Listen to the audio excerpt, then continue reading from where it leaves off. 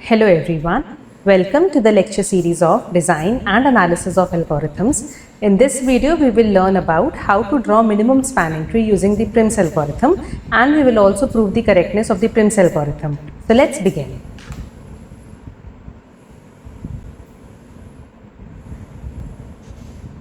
Now so far we have seen कि अगर हमें मिनिमम स्पैनिंग ट्री बनानी है then we have three conditions. The first is कि अगर हमारे पास ग्राफ में v वर्टिसेस हैं then it should have v minus 1 edges in our tree.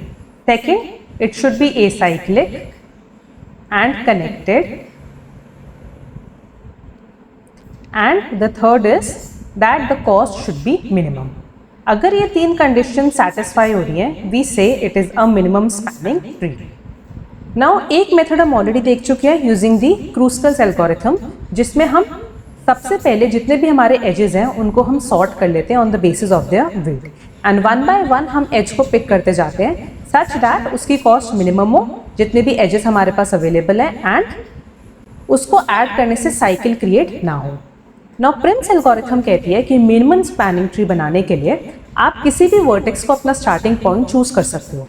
तो out of A, B, C, D and E हम किसी भी वर्टेक्स को चूज कर सकते हैं as a starting point. Let's say I choose A as the starting point. अब जो भी हमने स्टार्टिंग वर्टेक्स चूज किया है द नेक्स्ट स्टेप इज आप देखो कौन कौन से वर्टिसेस इस वर्टेक्स से जो हमारा स्टार्टिंग पॉइंट है इससे कनेक्टेड है. सो ए से कनेक्टेड है बी और ए से कनेक्टेड है सी. इन दोनों कनेक्टेड वर्टिसेस में जिसकी कॉस्ट मिनिमम है उस वाले एज को हम पिक कर लेंगे. सो ए बी और ए सी में किसकी कॉस्ट मिनिमम है? ए बी की. तो हमने इसको सेलेक्ट कर लिया. नाउ प्रिम्स एल्गोरिथम कहती है कि जो आपने एज को सेलेक्ट कर लिया जो मिनिमम वाला था उसके अलावा जो बाकी दूसरे एज बचा है उसको हम अभी के लिए डिस्कार्ड नहीं करेंगे बट अपनी कंसिडरेशन पे रखेंगे. तो जो हमारा AC वाला एज है इसको हम अभी के लिए कंसिडर नहीं कर रहे क्योंकि हम इसको अपनी ट्री का पार्ट नहीं बना रहे बिकॉज इसकी कॉस्ट मिनिमम नहीं है, बट इसको हम समवेयर कंसिडर करेंगे, हो सकता है किसी लेटर स्टेज पे. तो इसको हम अपनी लिस्ट में रखेंगे अभी के लिए and that is why I am drawing it using a dotted line. So या तो आप इसको अपने माइंड में रख सकते हो या फिर आप कहीं पे इसको ड्रॉ करके रख सकते हो, ये याद रखने के लिए कि कौन कौन से एजेस आपके पास अवेलेबल हैं. नाउ अब B वाला वर्टेक्स ऐड हुआ था, B से कौन कौन से वर्टिसेस कनेक्टेड है? C and D. BD की कॉस्ट है 5, BC की कॉस्ट है 30 और ये 20 वाला भी हमारे पास अवेलेबल है जिसको हमने कंसिडरेशन में रखा हुआ है. अब इन तीनों में से हम देखेंगे किसकी कॉस्ट मिनिमम है. सो 5, 20 एंड 30 किसकी कॉस्ट मिनिमम है? 5. तो 5 को हम ऐड कर लेंगे और ये जो 30 वाला है इसको लेटर स्टेज के लिए कंसिडरेशन में रखेंगे. That is why I M drawing it using a dotted line. अब D ऐड हुआ है, D से कौन कौन से कनेक्टेड है? C और E. C DC की कॉस्ट है 15, DE की कॉस्ट है 8. नाउ बिटवीन 8, 15 और ये जो हमारे कंसिडरेशन वाले थे 30 एंड 20 किसकी कॉस्ट मिनिमम है? 8. तो इस 8 को हम ऐड कर लेंगे and this is 15. Now E से कौन सा एज वर्टेक्स कनेक्टेड है? C एंड D तो ऑलरेडी ऐड हो चुका है. C की कॉस्ट है 6. नाउ बिटवीन 6 और ये जो कंसिडरेशन वाले एजेस थे 15, 30 एंड 20 किसकी कॉस्ट मिनिमम है? 6. सो हमने 6 को ऐड कर लिया. नाउ वी कैन सी हमारे सारे वर्टिसेस ऐड हो चुके हैं, राइट. एंड जो हमारे कंसिडरेशन वाले एज थे इनको हम अभी के लिए हटा देते हैं क्योंकि हमारे सारे वर्टिसेस जो हैं वो ऐड हो चुके हैं. तो इनको हम अभी के लिए रिमूव कर देते हैं.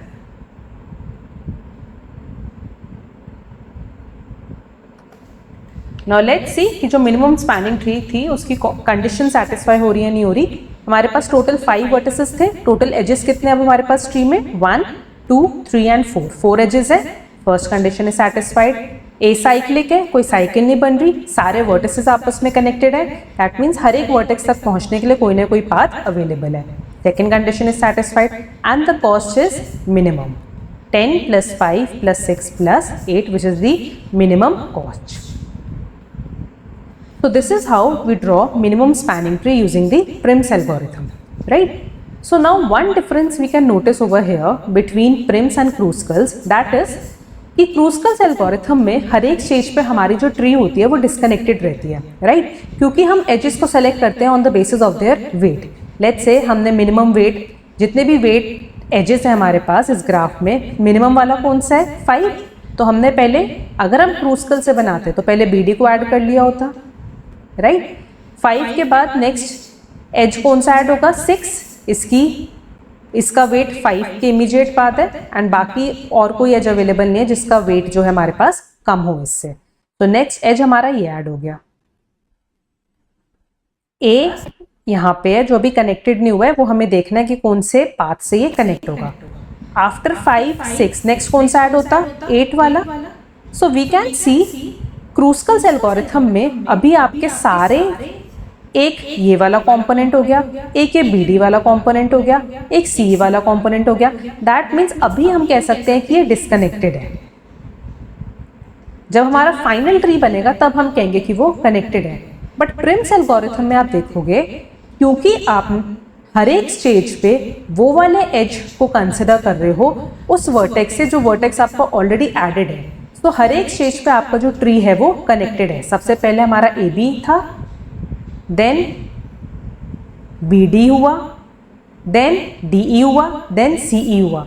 तो किसी भी स्टेज जो वर्टिसेस हैं वो तो आपस में डिस्कनेक्टेड रहेंगे, बट आपको अलग अलग ऐसे कंपोनेंट्स नहीं मिलेंगे कि एक यहाँ पे, एक यहाँ पे, एक यहाँ पे, जैसे हमें क्रूस्कल्स में मिलता है।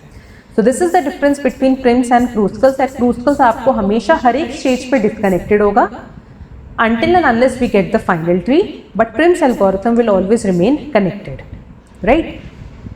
So this is how we draw Prim's algorithm. This is how we draw minimum spanning tree using the Prim's algorithm.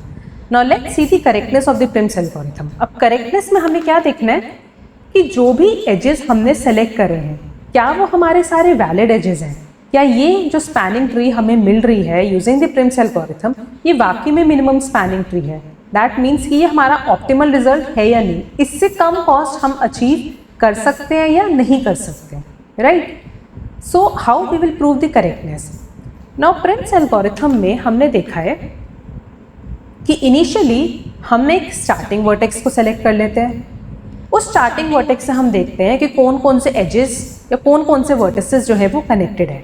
उनमें से जो स्मॉलेस्ट वाला होता है हम उसको पिक कर लेते हैं।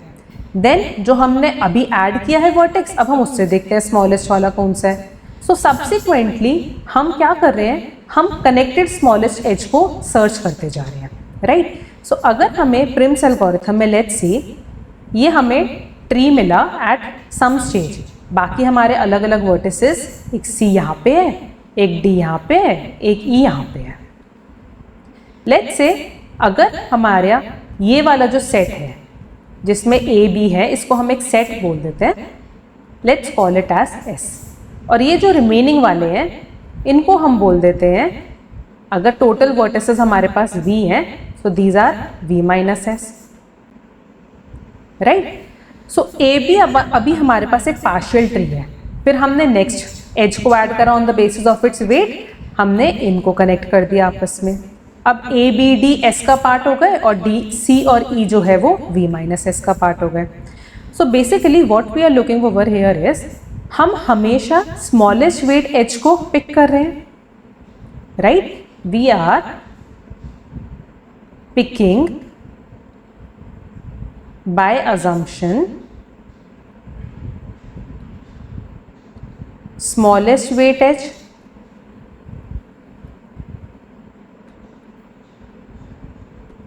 जो कनेक्ट कर रहा है S को और V माइनस एस को, that connects S to V minus S, right?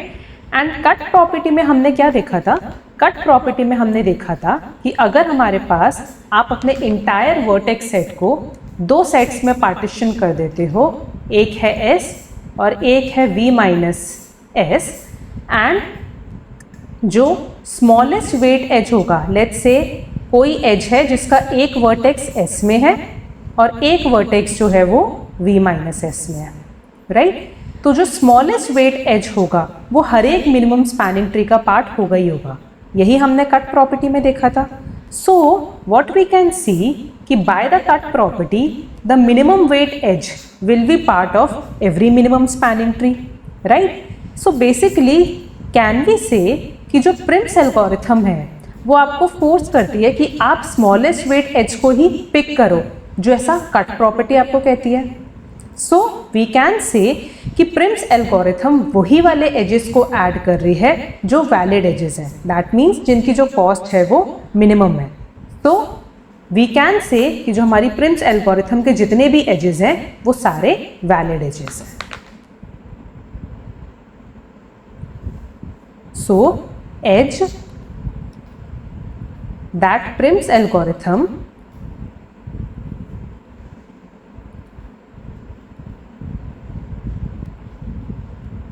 forces us to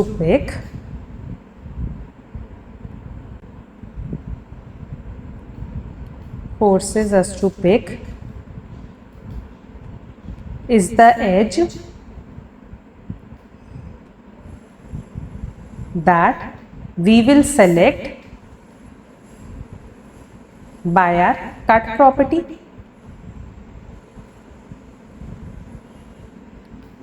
So Prim's algorithm has only valid edges.